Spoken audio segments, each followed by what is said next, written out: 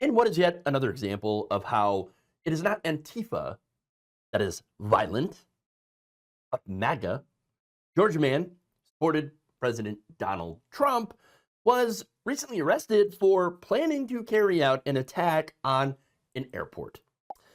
Billy Joel Cagle, was arrested earlier this week for allegedly planning out to carry out a shooting at the Hartsfield-Jackson Atlanta International Airport.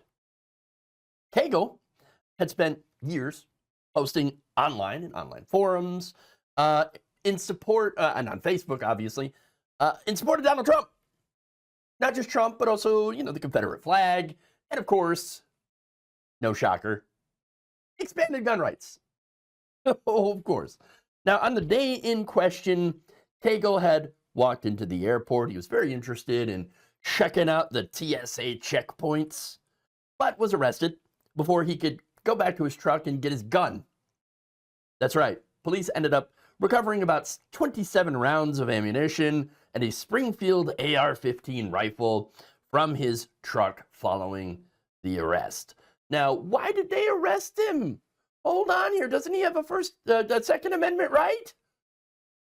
No, he's a convicted felon, so he does not have his Second Amendment rights. Oops. Now, Cagle is also being charged with making terroristic threats because, he had talked about, shooting up the place, on a live stream. So congratulations. That was not a smart thing to do. Stupid. Of course, some of these MAGA supporters, not exactly the sharpest tools in the shed. Saying, the sharpest crayon in the box. You idiot. Not smart. Not smart. So he's being charged with, again, making terroristic threats, criminal attempt to commit aggravated assault, possession of a firearm during the commission of a felony, as well as possession of a firearm by a felon. Oops. He might be in pretty big trouble. Or he might get, well, I don't know if he'd get pardoned, but Trump might consider it if he has the ability to do so.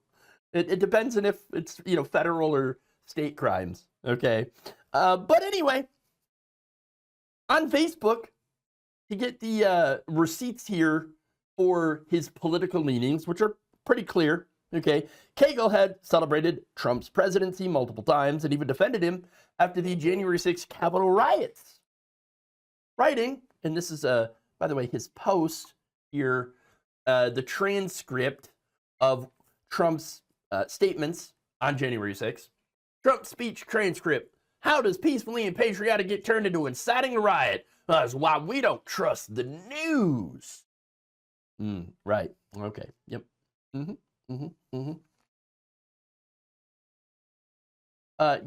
know that you can incite a riot without saying things like go do a riot.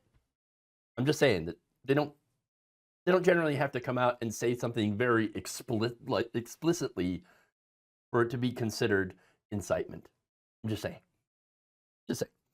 Now, in addition for, of course, his defense of Donald Trump and his support of him, Cagle was a big fan of the Confederacy. Yeah. And we're not talking about the Confederacy of Independent Systems here. I doubt he's a Star Wars fan. No, we're talking about, the racist one. The one that liked doing slavery. However, this was back in 2015, obviously, him defending the Confederate flag, reposting this, where it claimed that this flag is actually a Christian symbol. Oh, you see, the red field represents the blood of Christ. The white border represents the protection of God. The blue X represents the Christian cross of St. Andrew, first disciple of Christ Jesus, patron saint of Scotland. 13 star represent the 13 southern states of secession. Thus, the message in the Confederate battle flag is through the blood of Christ with the protection of God. We, the 13 states, are united in our Christian fight for liberty. Wow. Okay. That is some pretty nice revisionist hope there. My favorite part about all that is how the flag apparently stands for liberty, despite the entire reason for the existence of the Confederacy was to allow for people to continue to enslave other people, specifically black people. But, liberty, everyone. The mental gymnastics here are just absolutely incredible. Incredible.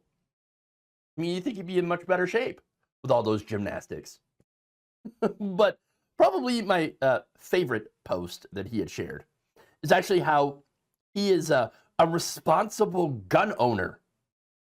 Oh, yes. Oh, yes. In one post in 2015, he actually reposted something that said, "I stand behind you in the line at the store with a smile on my face and a gun under my shirt, and you are none the wiser. Yet you are safer for having me next to you. Are we? I don't think so." The message also described carrying a concealed weapon as a duty to defend one's own family and others if a lunatic walks into a grocery store. What about the lunatic that walked into an airport? But again, Kago shouldn't even have had a gun because he is a convicted felon, and convicted felons are barred from owning firearms. The man had driven to Atlanta's main airport armed with an AR-15 and 27 rounds of ammunition after doing a live stream where he had promised to shoot it up. Doesn't sound like a responsible gun owner to me.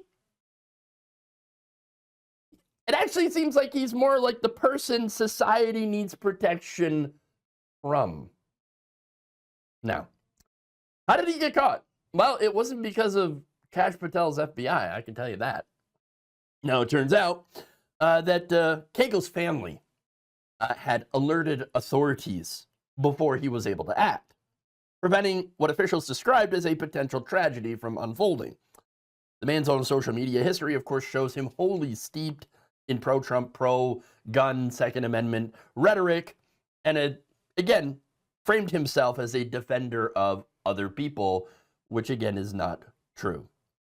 Because just a few years later, he had allegedly planned an act of terrorism that would have made him the very threat that he had claimed to be against. If this isn't a great example of far-right radicalization, I don't really know what is. And it's funny because, you've got MAGA out there and Trump claiming that it's a radical left. They have become unhinged and violent. Okay? You know what they're doing? You know what the radical left is doing right now in Portland? They're having dancing protests wearing frog and dinosaur costumes. Okay? That's the radical left. Okay. Look, no, in reality, it is the right wing that has been radicalized into doing violence. January 6th is a great example, but not the only one. Far from the only one. There have been many, many more. Most of the political violence in this country comes from the right wing. That's the reality of the situation. That's not to say that there hasn't been a radicalization on the left as well, but much different than the right. You see, what that looks like is not people grabbing their guns and doing violence. It's normie liberals realizing that, what the right wing keeps calling radical socialism is actually just doing things like taxing the rich, building infrastructure, and providing health care to everybody, all Americans. Look, the reality is there is no radical left in this country, but there is a radical right, and it's killing us. Thank you for watching. If you enjoyed this video, please like, share, subscribe, hit the bell icon in order to get notified whenever a new video is released. And if you want to support independent, progressive media through this difficult time where it seems like everybody is shutting down, you can become a member on our YouTube page, you can become a subscriber on Facebook, or you can go to my Patreon. It's patreon.com/Jeff Waldorf. Thank you.